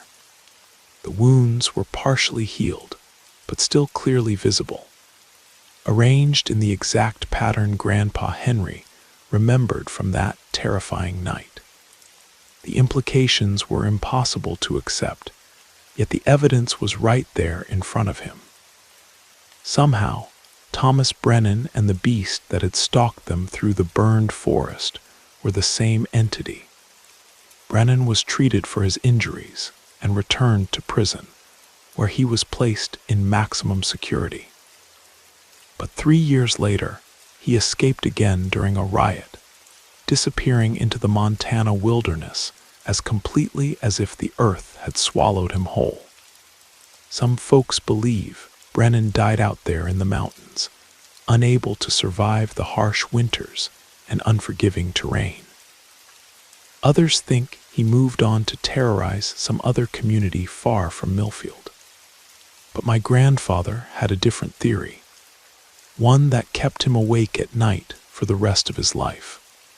He believed that Thomas Brennan had been cursed or infected with something ancient and evil, something that transformed him from merely human to something far more dangerous. The creature my grandfather encountered in those woods wasn't just a killer. It was a monster in the truest sense of the word. Every full moon for years afterward, Grandpa Henry would sit on his front porch with a loaded shotgun across his knees, watching the tree line and listening for sounds that didn't belong to the natural world. He never saw the creature again, but he never stopped believing it was out there somewhere, waiting. When he told me this story, I was young enough to think it might be the imaginings of an old man trying to make sense of senseless violence. Now that I'm older and have children of my own, I'm not so sure. There are nights when I hear howling in the distance that doesn't sound quite like wolves, and mornings when I find tracks in my yard that are too large to belong to any dog. Maybe Thomas Brennan died in those mountains decades ago. Maybe the monster died with him. But sometimes, when the moon is full and the wind carries strange sounds down from the high country, I remember my grandfather's words and make sure my doors are locked tight. Because some evils don't die easily, and the line between man and monster is thinner than most people want to believe.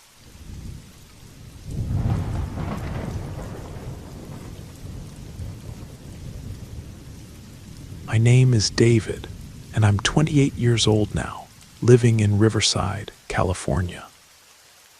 What I'm about to tell you happened when I was just 12 years old, back in 2008, in the house where I grew up with my deeply religious family. My mother was a woman of extraordinary faith who maintained a strict routine of prayer and devotion.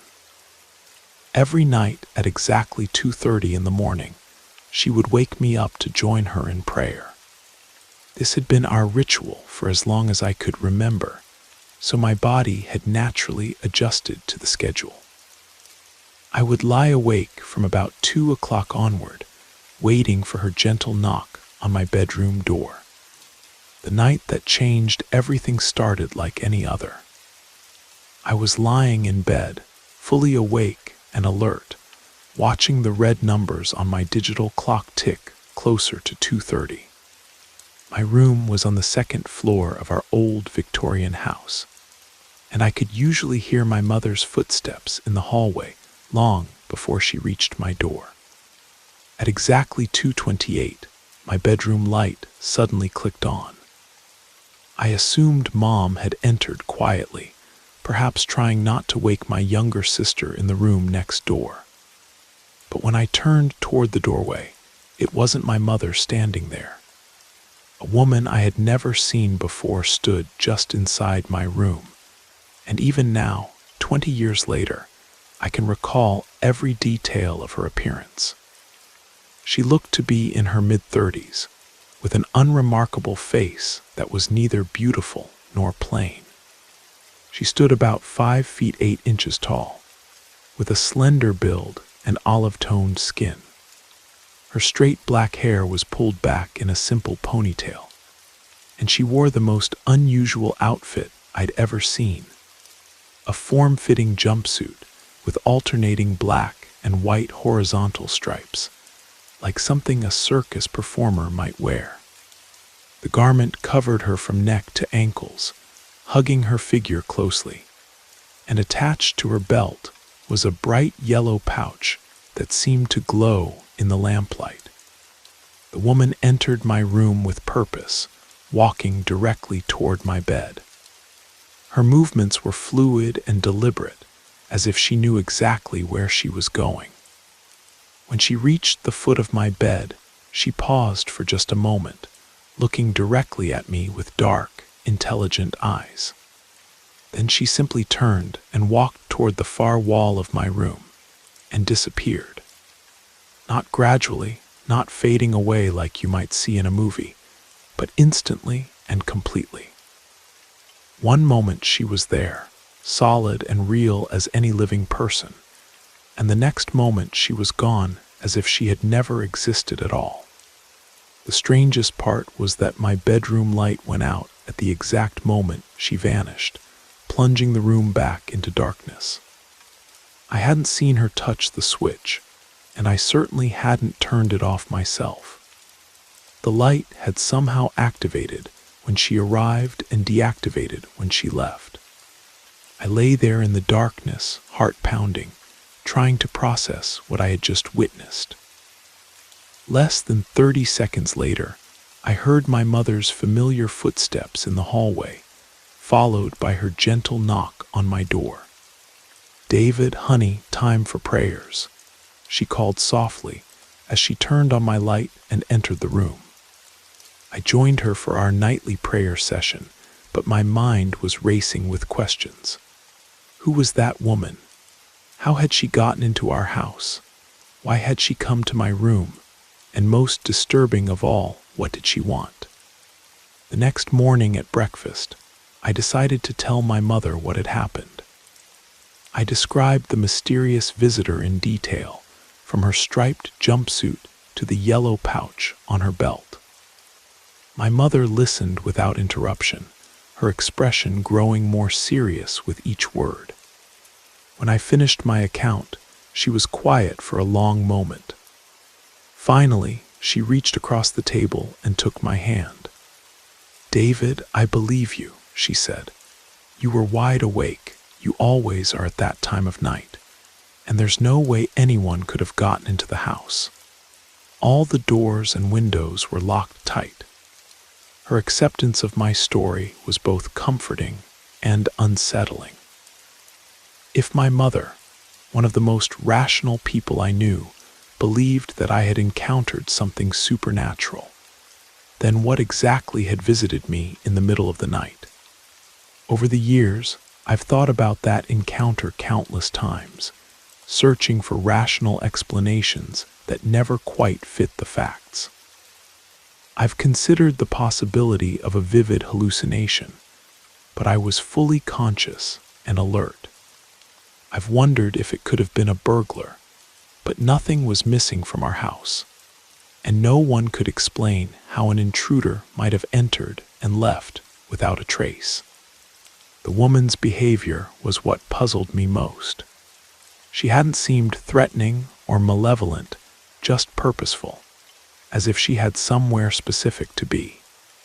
The way she walked straight to my bed, and then to the wall, suggested she was following a familiar route, perhaps one she had traveled many times before. I began researching the history of our house, wondering if previous occupants might provide clues to the woman's identity. What I discovered made my blood run cold. Our Victorian home had been built in 1892, and I was able to trace several families who had lived there over the decades. In 1943, A young mother named Alina Vasquez had lived in our house with her 2 children, while her husband served overseas in World War II. According to newspaper archives I found at the local library, Alina had worked the night shift at a munitions factory to support her family during the war.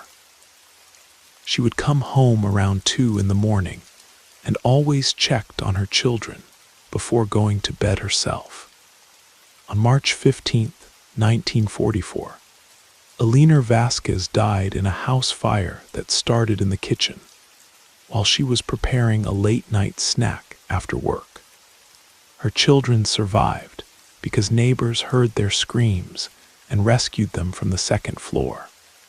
But Alina was overcome by smoke before she could escape.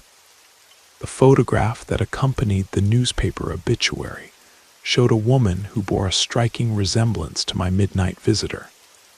The same height and build, the same straight black hair, even the same olive complexion.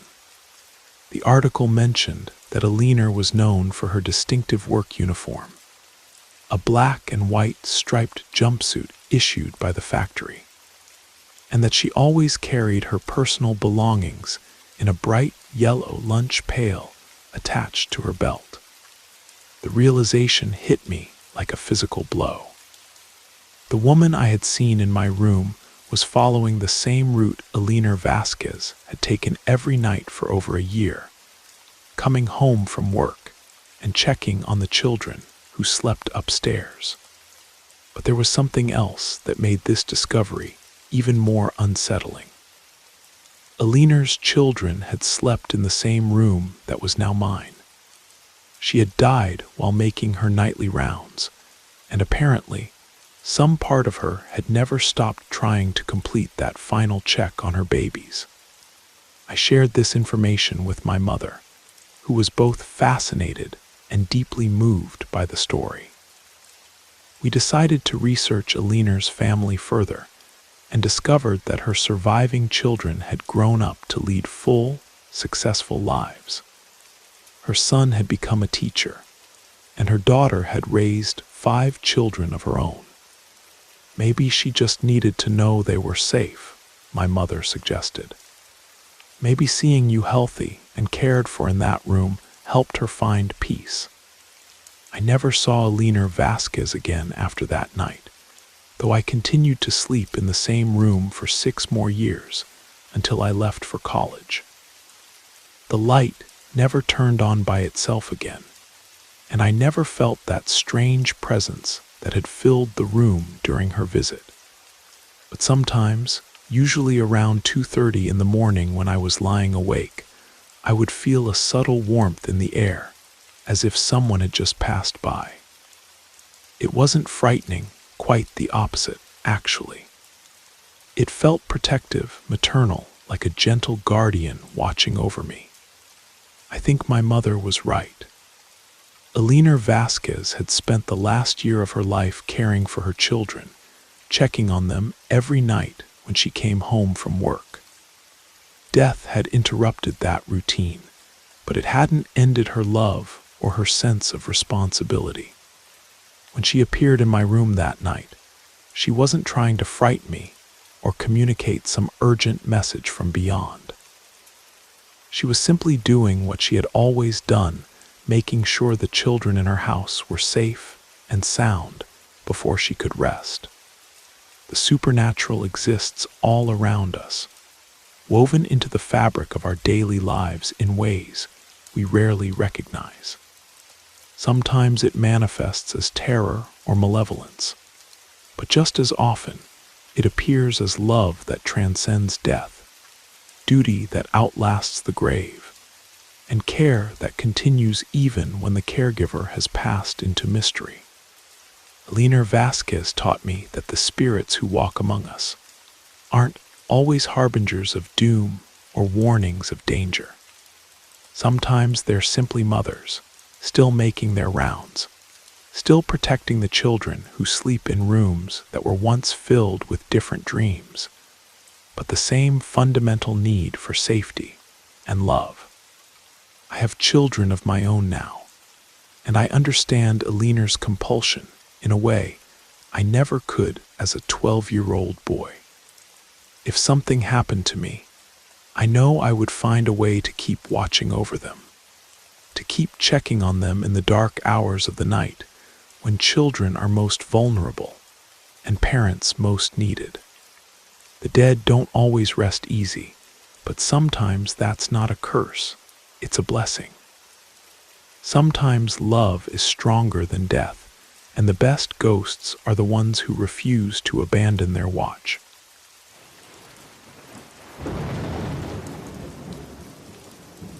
You made it to the end of the stories. That means it's the perfect time to subscribe so you don't miss future episodes. And if you haven't already, leave a like and drop a comment. I'd love to hear your thoughts. Have a great time relaxing, and good night.